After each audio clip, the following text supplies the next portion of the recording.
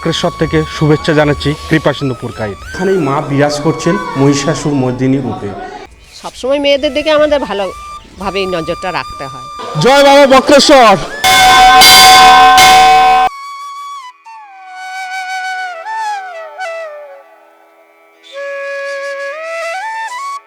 সুপ্রভাত বন্ধুরা, বক্রেশ্বর থেকে শুভেচ্ছা জানাচ্ছি কৃপাসিন্ধুপুর গাইড।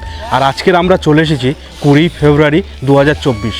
আর আজকের আমরা চলে এসেছি বক্রেশ্বর, এবং বক্রেশ্বরে সমস্ত কিছু ঘুরে দেখাবো। এবং এখানের মাহাত্ম্য আছে। এখানে 51 সতীপীঠের একটি অন্যতম পীঠ হলো এই বক্রেশ্বর। আর বক্রেশ্বরের সঙ্গে বক্রেশ্বরের যার সঙ্গে নাম জড়িয়ে আছে অষ্টবক্র মুনির ঋষির নামও জড়িয়ে আছে এই বক্রেশ্বরের সঙ্গে। সব কিছু ইতিহাস, পৌরাণিক কাহিনী সব কিছু আপনাদেরকে জানাবো। সঙ্গে থাকুন, দেখতে থাকুন।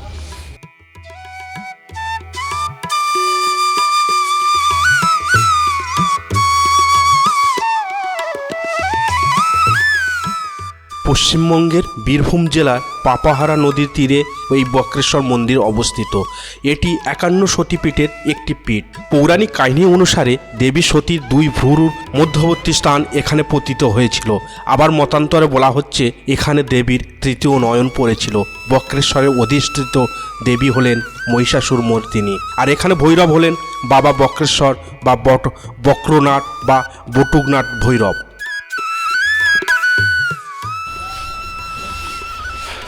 সামনে আছে গরম জলের ঘাট, অর্থাৎ এই গরম জলে প্রবেশ করতে হবে। তার জন্য আমাদের এখান থেকে কিন্তু টিকিট কেটে নিতে হবে। আর প্রবেশ মূল্য আছে 5 টাকা করে টিকিট। আর 3 বছর ঊর্ধ্বে, 3 বছরের নিচে কোনো কিন্তু প্রবেশ মূল্য নেই। এছাড়া এখানে যে কার পার্কিংয়ের যে ব্যবস্থা আছে, এই কার পার্কিং করাও যাবে এখানে এসে। আর কার পার্কিং করতে গেলে এখানে হচ্ছে একটা লিস্ট দেওয়া আছে। 2 চাকার 10 টাকা, 3 চাকার আছে 20 টাকা, 4 চাকার আছে 30 টাকা, আর 6 চাকার 60 টাকা। আর স্থানের ঘটের প্রবেশ মূল্য আলাদা করে দিতে হবে, সেটাও এখানে থাকছে। চল তাহলে প্রথমে আমরা টিকিট কেটে নিই।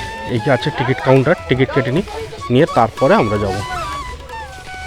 আচ্ছা, ইয়ে পায়খানা বাথরুমে কি টাকা এখানে নিয়ে নিচ্ছ নাকি? হ্যাঁ, কত ওটা? 5 টাকা। তাহলে ওটাও নিয়ে নাও, নিয়ে আবার টিকিট দিয়ে দাও।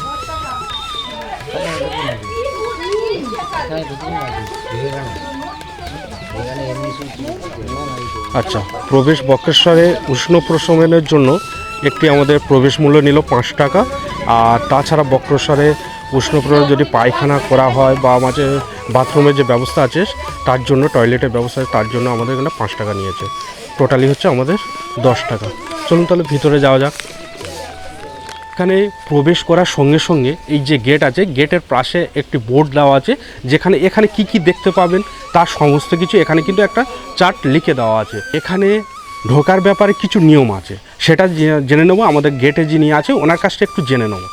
তারপর একবার বেরিয়ে গেলে পুনরায় প্রবেশ করতে গেলে আবার টিকিট লাগবে, আবার পুনরায় প্রবেশ মূল্য লাগবে। কিন্তু আমরা এটা সবসময় করি না। মানুষ বলে বেরেই, প্রয়োজন মতো বেরেই, আমরা ওইটা ছাড় দিই। অত কড়াকড়িভাবে আমরা কোনো সময়ই কাজ করি না, কিন্তু নিয়ম অনুযায়ী সব কিছুই মানতে হয়। তবে আপনি যদি বলেন যে দিদি ব্যাগ ফেলে এসেছি, জামা কাপড় ফেলে এসেছি, মেয়েরা ভিজে পোশাক পরে গিয়েছে, তাহলে সেটাকে আমাদের ছাড়তে বাধ্য। সবসময় মেয়েদের দিকে আমাদের ভালোভাবেই নজরটা রাখতে হয়। আর আমরা গেটটা ঠিক চলে আসলাম। এদিকে গেট আছে, গেট থেকে আসার পরে আমরা পেয়ে যাব এখানে পানীয় জলেরও ব্যবস্থা আছে, এদিকে দেখতে পাচ্ছি। আর এদিকে আছে দুটো অপশান, দুটো আছে, পুরুষদের ঘাট আছে আর মহিলাদের ঘাট। দুটো কিন্তু ঘাট এখানে হচ্ছে পাশাপাশি আমরা দেখতে পাচ্ছি যে ঘাটগুলো। চলো তাহলে আমরা প্রথমে, এছাড়া হচ্ছে এদিকে বাথরুম আছে যেখানে হচ্ছে ড্রেস চেঞ্জ করতে পারবে। এই মুহূর্তে দাঁড়িয়ে আছি আমি এখন উষ্ণপ্রবণের সামনে। আর বক্রেশ্বরের উষ্ণপ্রবণের সামনে আমি যেখানে স্নানের যে যোগ্য যে জলটা, যেটা কম তাপমাত্রা, যেখানে হচ্ছে উষ্ণপ্রবণ, সেখানে এখন আমরা দাঁড়িয়ে আছি। আর এখানে হচ্ছে 8টা কুণ্ড আছে। 8টা কুণ্ডর আবার বিভিন্ন নাম আছে। 100 টাকা থেকে জরিমানা আছে যদি এই জলে সামান শ্যাম্পু তেল মাখিবেন না, এখানে হচ্ছে লেখা আছে। আর যদি ভুলেও যদি মাঝে সাবান বা শ্যাম্পু যদি ব্যবহার করেন এই জলে, তাহলে কিন্তু 100 টাকা জরিমানা। আচ্ছা, আমাদের উষ্ণপ্রবণে আমাদের স্নান করা হয়ে গেল। এবার এছাড়াও যে 8টা এখানে উষ্ণপ্রবণ আছে সেগুলোকে দেখব। সেগুলো কিন্তু আমাদের স্নান করার যোগ্য না। টেম্পারেচার অনেকটা হাই, 100 ডিগ্রি 80 ডিগ্রি সেলসিয়াসের মাঝে টেম্পারেচার আছে সেখানে। সেসব জায়গা আমরা নামতেও পারবো না। আর আরেকটা মন্দির কিন্তু এদিকে মন্দিরে যাওয়ার পথ আছে। এই যে উষ্ণপ্রবণে আমরা স্নান করলাম, এখানে উষ্ণপ্রবণে স্নান করার পরে আমরা চলে যাব এদিকে, চলে যাব এই যে মন্দিরে যাইবার পথ, অর্থাৎ সোজা মন্দিরে গিয়ে পূজা দেবো। আর চলুন যেতে যেতে আমরা একটু এর ইতিহাস, বক্রেশ্বরের ইতিহাস, পৌরাণিক কাহিনী সম্পর্কে একটু জানব। আর পৌরাণিক কাহিনী অনুসারে মাতা সতীর নিজের বাপের বাড়িতে বাবার কাছে স্বামীর অপমান সহ্য করতে না পেরে সেখানেই দেহত্যাগ করেন। মাতা সতীর দেহত্যাগের খবর পৌঁছায় মহাদেবের কাছে। বাবা মহাদেব সেখানে উপস্থিত হন।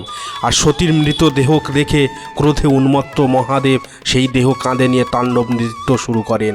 মহাদেবের নৃত্যে পৃথিবী ধ্বংসের আশঙ্কায় শ্রীবিষ্ণু তার সুদর্শন চক্র দ্বারা মাতা সতীর দেহ 51টি খণ্ডে খণ্ডিত করেন। আর সেই খণ্ডগুলি যে যে স্থানে পড়েছিল সেখানে একটি করে সতীপীঠ প্রতিষ্ঠিত হয়। বলা হয়ে থাকে দেবী সতীর 2 ভুরুর মধ্যবর্তী স্থান এখানে পতিত হয়েছিল। আবার মতান্তরে বলা হয়ে থাকে এখানে দেবীর 3য় নয়ন পড়েছিল। আর যাই হোক, চলুন এখন দেখে নিই এই বক্রেশ্বর ধামটিকে। আমি এখন দাঁড়িয়ে আছি মা মহিষাসুর মর্দিনীর গর্ভগৃহে। আর এখানেই মা বিরাজ করছেন মহিষাসুর মর্দিনী রূপে।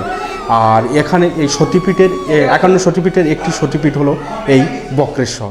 সমর্পবম পুষ্পম পুষ্পমাল্যং নৈবেদ্যং অষ্টাবক্র মহাদেব নমো শিবায় নমো। প্রত্যেক সতীপীঠের নিয়ম অনুসারে প্রত্যেক সতীপীঠে কিন্তু একজন করে ভৈরব থাকে। বটুকনাথ ভৈরব আমরা দেখতে পাচ্ছি, এই হচ্ছে বটুকনাথ ভৈরব।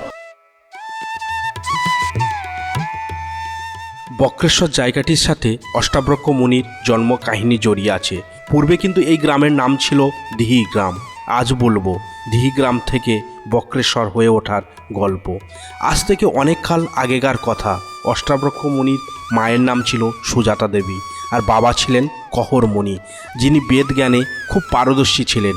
অষ্টাবক্র যখন মায়ের গর্ভে ছিলেন তখন তার বাবা মাকে রোজ বেদ পাঠ করে শোনাতেন।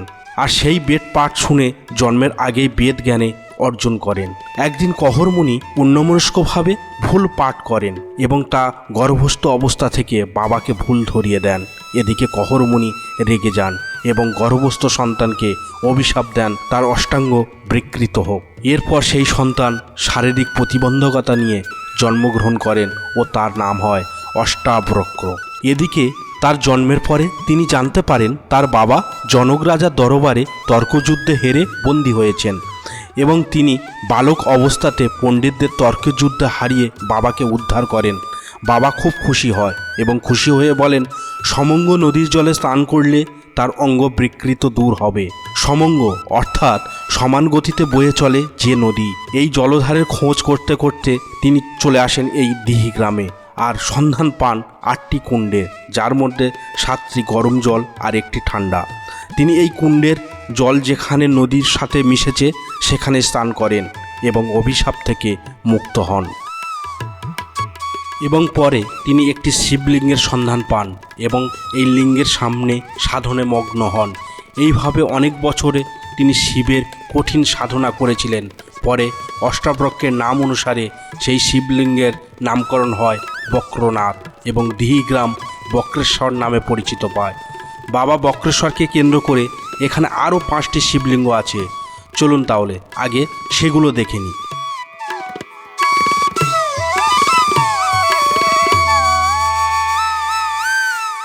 অন্যান্য সতীপীঠের মতনও এখানে কিন্তু পঞ্চমন্ডির আসন আছে। আর এখানে এই তীর্থক্ষেত্রে ওটা একটি শাক্ত সাধন তীর্থক্ষেত্র। আর এখানেও কিন্তু অনেকে সিদ্ধি লাভ করেছিলেন। আর সেরকম একটি পঞ্চমন্ডির আসন এখানেই আমরা দেখতে পাবো। 9:30 আর আমাদের বক্রেশ্বর ধাম দর্শন হয়ে গেছে। এবার আমরা আমাদের যেখানে বাস আছে সেখানে যাব। আর আমাদের সদস্যরা সবাই পিছনে আছে। আমাদের বাসে যে গ্রুপ এসেছিলো সবাই পিছনে আছে। আমি আর মুকুন্দ এখন চলে যাচ্ছে। আমাদের আগে দর্শন হয়ে গিয়েছে আর খুব শান্তিভাবে দর্শন হয়েছে।